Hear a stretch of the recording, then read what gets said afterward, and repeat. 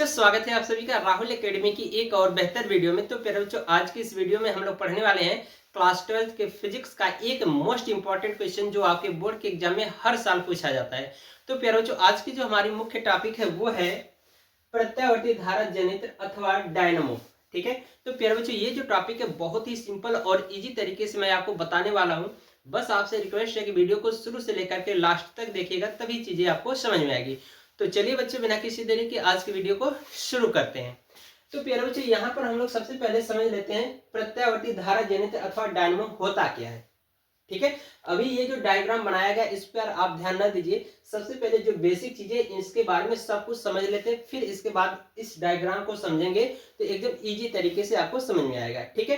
तो आइए सबसे पहले हम लोग समझते हैं प्रत्यावर्ती धारा जनित्र अथवा डायनमो होता क्या है। ठीक है। तो पहले बच्चे, जो डायनमो होता है ये क्या होता है, बेसिकली यांत्रिक ऊर्जा को विद्युत ऊर्जा में रूपांतरित करता है। यानी हम ये कह सकते हैं कि जो डायनमो है हमारा मैकेनिकल एनर्जी को इलेक्ट्रिकल एनर्जी में कन्वर्ट करता है। यानी कि जैसे कि अगर हमारे पास कोई एक जनित्र होता है या जनरेटर होता है, तो जब उसको स्टार्ट किया जाता है तो हम क्या करते हैं, उसको हैंडल लगा करके उसको घुमाते हैं।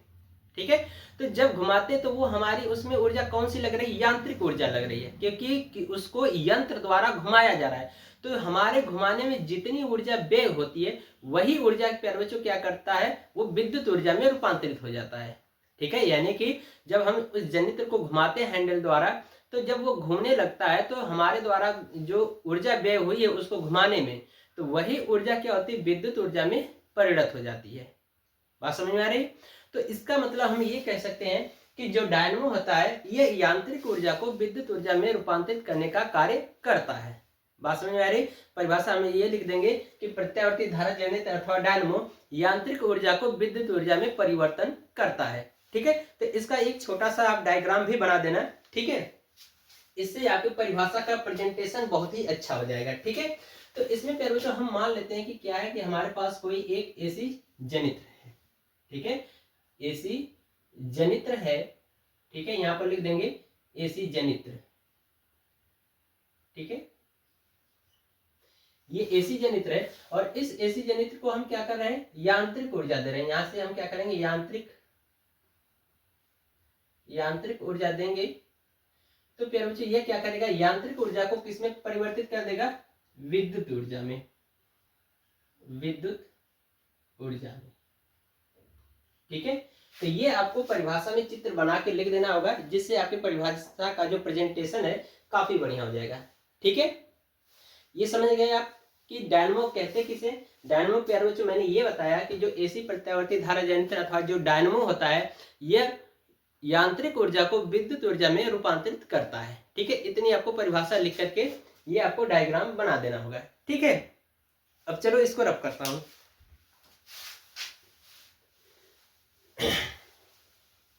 अब प्यारे बच्चों हम लोग समझ लेते हैं कि जो ये प्रत्यावर्ती धारा जनित्र या जो डायनमो है यह किस सिद्धांत पर कार्य करता है।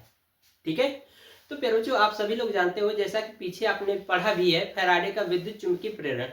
तो फैराडे की विद्युत चुंबकीय प्रेरण के सिद्धांत पर यह डायनमो कार्य करता है। ठीक है।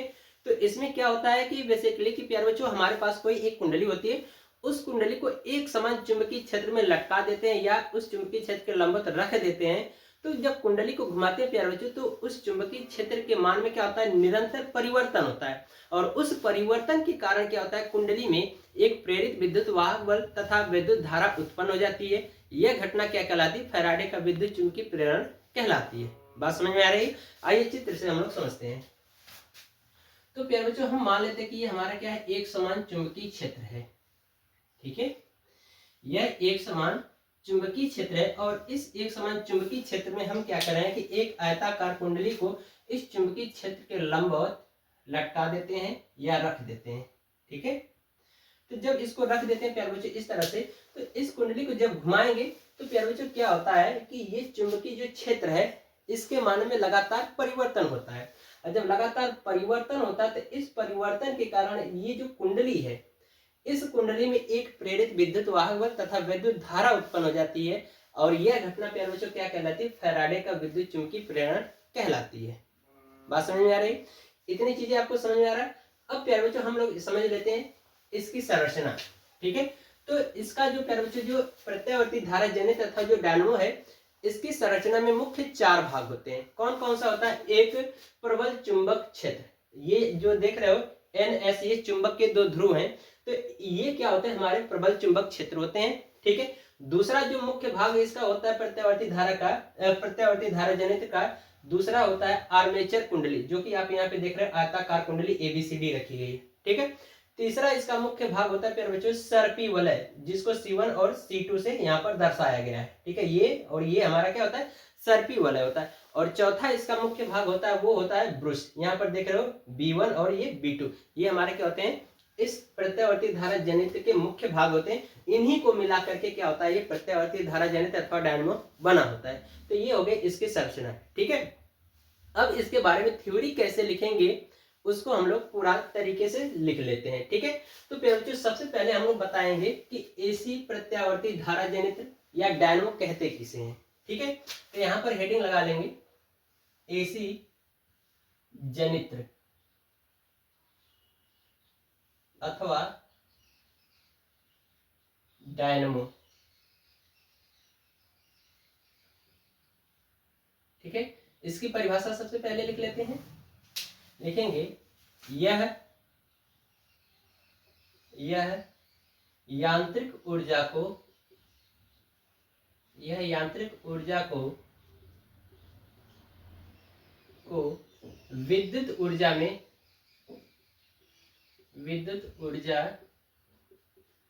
में परिवर्तित करता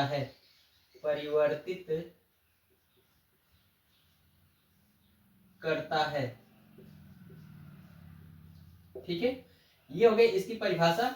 अब जो मैंने जो डायग्राम बताया था उस डायग्राम को बना दो इसी में। ठीक है। इससे परिभाषा का जो प्रेजेंटेशन है बहुत ही बढ़िया हो जाता है। ठीक है। ये हो जाएगा। अगर प्यारे बच्चों परिभाषा याद नहीं रहेगी ना तो इस चित्र से आप परिभाषा भी बना सकते हो। ठीक है। तो ये मान लेते हैं कि क्या है? एसी जनित्र है। ठीक है। और इस एसी जनित्र को हम क्या कर रहे हैं? यांत्रिक ऊर्जा दे रहे हैं। ठीक है। यांत्रिक ऊर्जा। तो प्यारे बच्चों यहाँ पर हम क्या कर रहे हैं? यांत्रिक ऊर्जा दे रहे हैं। तो ये एसी जनित्र क्या करता है? यांत्रिक ऊर्जा में किसमें कन्वर्ट कर देता है? विद्युत ऊर्जा में। विद्युत ऊर्जा। ठीक है। ये आप नोट कर लो। अब हम लोग प्यारे बच्चों देखेंगे इसका सिद्धांत। ठीक है। तो यहाँ पर हेडिंग लगाएंगे सिद्धांत।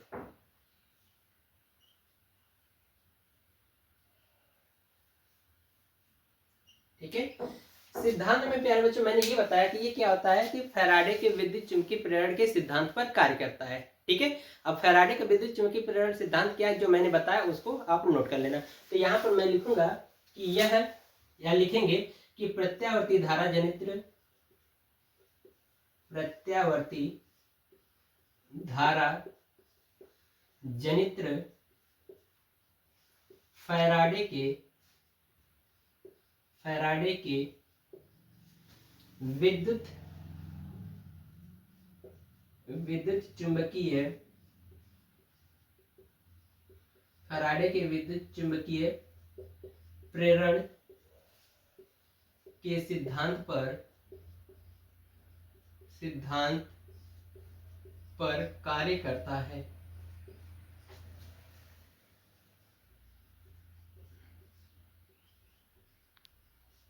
ठीक है। तो ये आप नोट कर लो। ठीक है।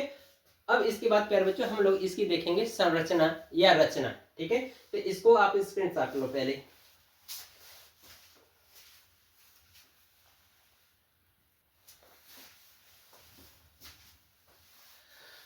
नोट कर लिया प्यारे बच्चों। तो यहाँ पर अब प्यारे बच्चों हम लोग देखेंगे इसकी संरचना, यानी कि जो प्रत्यावर्ती धारा जनित्र या जो डायनमो, इसकी संरचना को देखेंगे। ठीक है।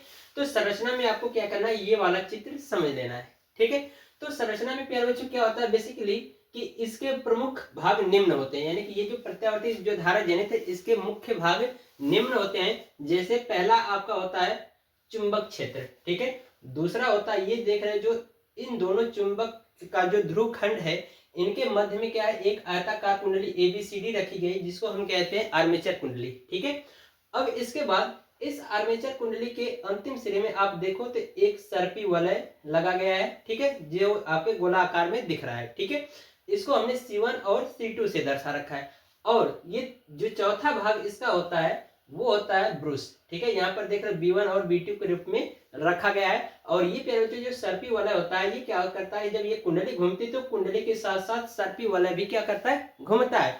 लेकिन यहाँ पर जो ब्रूस होता है कार्बन का बना होता है, ये क्या करता है, अपनी जगह स्थिर रहता है, ये घूमता नहीं है। हालांकि ये लगा होता है स्लिप रिंग से ही, यानी सर्पी वलय से ही लगा होता है, लेकिन ये क्या होता है, अपनी जगह स्थिर रहता है, ठीक है।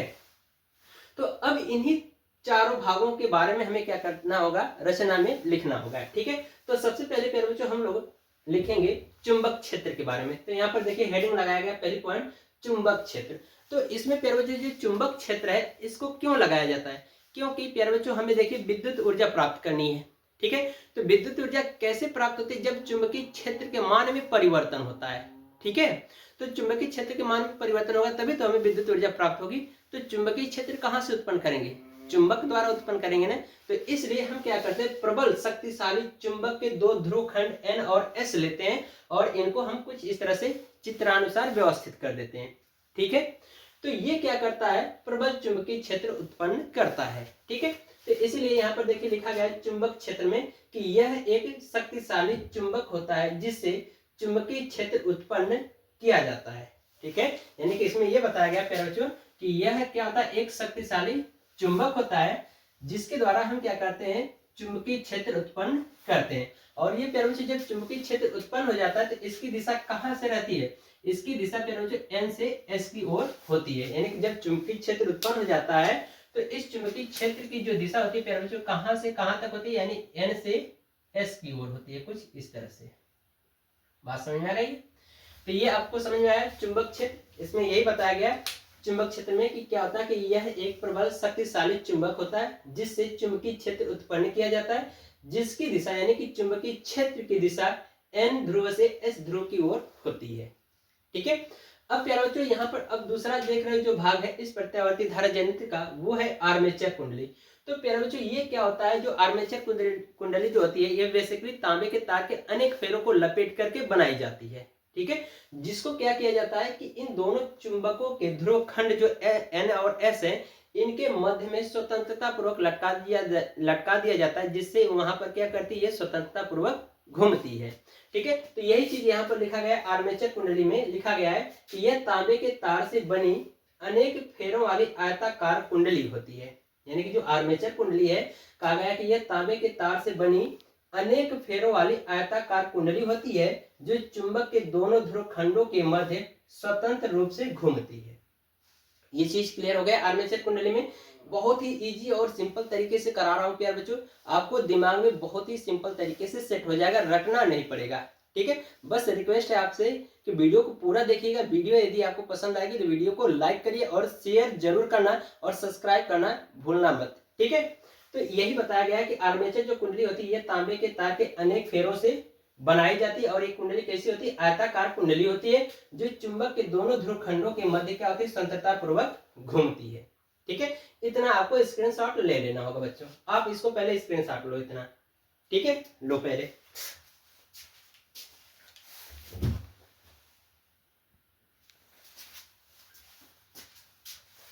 नोट कर लिया फिर बच्चों। अब हम लोग जो इसका जो प्रत्यावर्ती धारा जनित्र का जो अगला संरचना में जो अगला भाग है वो है आपका सर्पी वलय, ठीक है। हम लोगों ने क्षेत्र चुंबक समझ लिया, आर्मेचर कुंडली समझ लिया, अब हम लोग समझ लेते हैं सर्पी वलय। तो सर्पी वलय आप यहाँ पे चित्र में देखो, ये और ये C1 और C2 हमारे क्या है, सर्पी वलय। और ये जो सर्पी वलय प्यारे बच्चों क्या है, ये आर्मेचर कुंडली के अंतिम सिरे पर दोनों क्या है, अलग अलग जुड़ी हुई हैं। यानी कि हम ये कह सकते हैं कि ये जो सर्पी वलय C1 और C2 जो है ये क्या होता है, आर्मेचर कुंडली के एक सिरे पर क्या होते हैं, अलग अलग जुड़े होती हैं, ठीक है।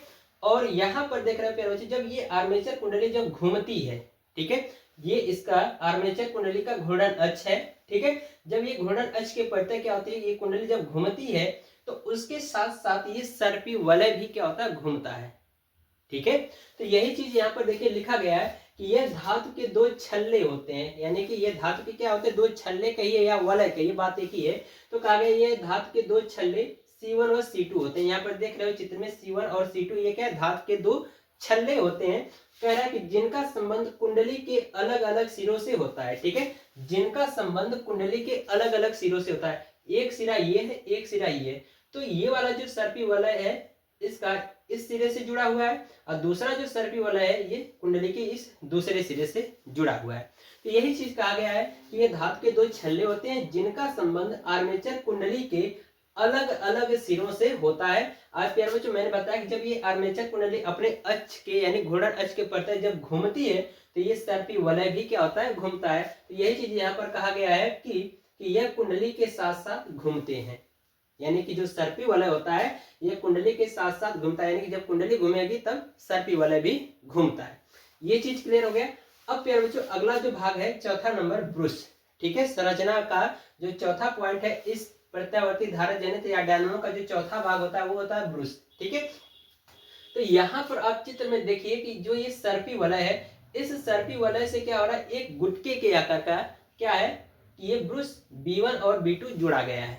ठीक है, यानी कि हम ये कह सकते हैं कि इनका जो ब्रुश का जो संबंध होता है वो किससे होता है, सर्पी वलय से होता है। सर्पी वलय प्यारे बच्चों अब क्या होता है, जब कुंडली घूमती तो सर्पी वलय भी घूमता है, लेकिन यहाँ पे जो ब्रुश है ये कार्बन का बना होता है, कार्बन का गुटका होता है। ये क्या होता है, अपनी जगह स्थिर रहता है। ठीक है, तो यही चीज यहाँ पर लिखा गया है कि यह कार्बन के दो आयताकार गुटके होते हैं, यानी कि ये जो B1 और जो B2 है ये कार्बन का क्या होता है, आयताकार एक गुटका होता है जिनका संबंध सर्पी वलय से होता है। तो यहाँ पर आप देख सकते हो कि इसका संबंध किससे है, सर्पी वलय से। ठीक है, लेकिन सर्पी वलय प्यारे बच्चों क्या होता है, आर्मेचर कुंडली के साथ साथ घूमता है, लेकिन यहाँ पर ब्रुश क्या होता है, घूमता नहीं, अपनी जगह पर क्या होता है, स्थिर रहता है। तो इसीलिए यहाँ पर कहा जा रहा है कि जो अपने स्थान पर स्थिर रहते हैं। बात समझ में आ रही, फिर से एक बार देख लीजिए। ब्रुश में कहा जा रहा है कि यह कार्बन के दो आयताकार गुटके होते हैं। यहाँ पे आप देख सकते हैं B1 और B2 क्या है, कार्बन के दो आयताकार गुटके हैं जिनका संपर्क यानी कि किससे जुड़ा है, सर्पी वलय से जुड़ा है।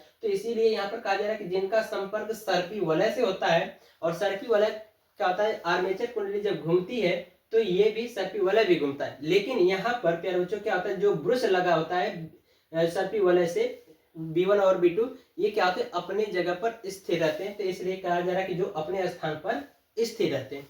तो इतनी चीजें आपको संरचना में लिख देना होगा। ठीक है, अब प्यारे बच्चों हम लोग समझेंगे कि ये जो प्रत्यावर्ती धारा जनित्र है इसका कार्य कैसे होता है, यानी कि इसकी कार्यविधि क्या है। ठीक है, तो पहले आप इसको स्क्रीनशॉट लो, फिर इसके बाद हम लोग इसकी कार्यविधि को जानेंगे। ठीक है,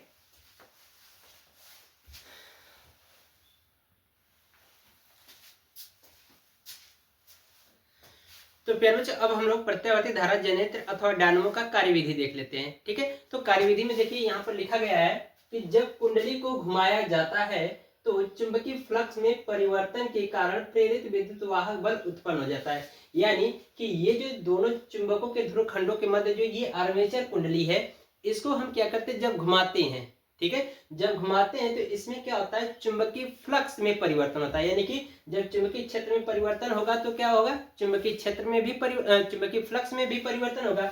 जब चुंबकीय फ्लक्स में परिवर्तन होता है प्यारे बच्चों तो क्या उत्पन्न होता है, प्रेरित विद्युत वाहक बल उत्पन्न होता है। ठीक है, तो यही चीज यहाँ पर लिखा गया है कि जब कुंडली को घुमाया जाता है तो चुंबकीय फ्लक्स में परिवर्तन के कारण प्रेरित विद्युत वाहक बल उत्पन्न हो जाता है। ठीक है, अब इसके बाद यहाँ पर कहा जा रहा है कि यदि मान लेते हैं कि यदि कुंडली का अनुप्रस्थ क्षेत्रफल, यानी कि ये जो कुंडली का जो अनुप्रस्थ क्षेत्रफल है वो मान लेते हैं कितना है, कैपिटल A है, और इनमें जो तांबे के तार के अनेक जो फेरे लपेटे गए हैं उनमें फेरों की संख्या कितनी मान लेते हैं, कैपिटल N है।